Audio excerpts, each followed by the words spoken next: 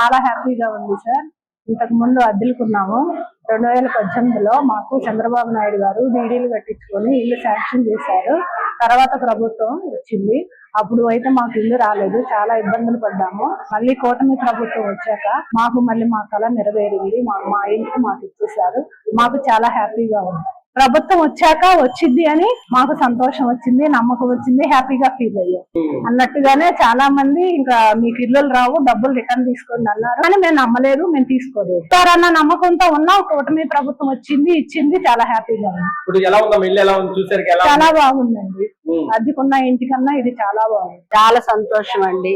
నిజంగా మన ముఖ్యమంత్రి గారు గౌరవనీయులు, ఒక విజన్ ఉన్న నాయకులు ఆయన. నిజంగా మేమంతా హ్యాపీగా ఉన్నామంటే ఇది ఆయన చలవని మేము చెప్పగలము. ఎందుకంటే ఎన్నో గవర్నమెంట్లు వచ్చాయి, కానీ చేస్తామన్నారు, ఏదో స్థలం ఇచ్చారు, మీరు కట్టుకోండి, మీ ఉంటే కట్టుకోండి, లేకపోతే లేదు అన్నట్టుగా విడిచిపెట్టారు. కానీ చంద్రబాబు నాయుడు గారు కట్టి మాకు అప్పగిచ్చారు.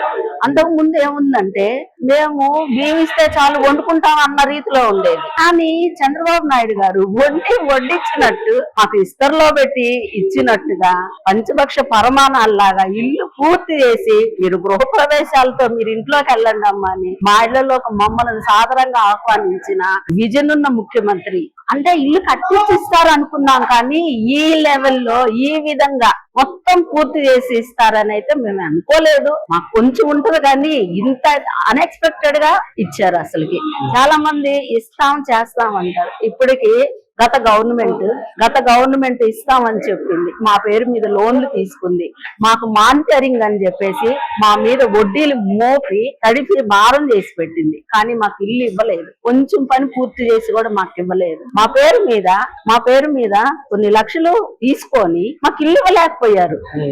తీసుకున్నారు. మాకు అది కంప్లీట్ చేసిస్తే మేము హ్యాపీ అయ్యే వాళ్ళం కదా. మాకు ఈ రోజు కొంత అప్పు తీరేది. ఈ రోజు వడ్డీతో సహా ఇంటి మీద ఉన్న అమౌంట్, వడ్డీలు మా మీద పడి ఉన్నాయి. కానీ లోకేష్ బాబు గారు వాటి విషయంలో సాధారణంగా స్పందించి మాకు భారం లేకుండా చేస్తానన్నారు. ఆ మాటకే హ్యాపీ. వాళ్ళు అన్నారంటే తప్పకుండా చేస్తారని మేము నమ్ముతున్నాం. చాలా హ్యాపీ, చాలా థ్యాంక్స్ అండి గవర్నమెంట్ కి, నారా చంద్రబాబు నాయుడు గారికి. అంటే అద్దెకుంటే ఇబ్బందులే కదండి. సొంత ఇంటికి అద్దెంటికి తేడా ఉంటది కదండి. వాళ్ళ కోపం వచ్చినా మనం వెళ్ళిపోవాలి, మన కోపం వచ్చినా మనం వెళ్ళిపోవాలి. అది అప్పుడు పరిస్థితి. ఇప్పుడు అనుకోండి, ఏదో ఉన్న వరకు కష్టపడి చేసుకునేది తాగి ఇంట్లో పడి ఉండొచ్చు కదా. ఇల్లు అనేది మరి పేదవాడి కల కదండి.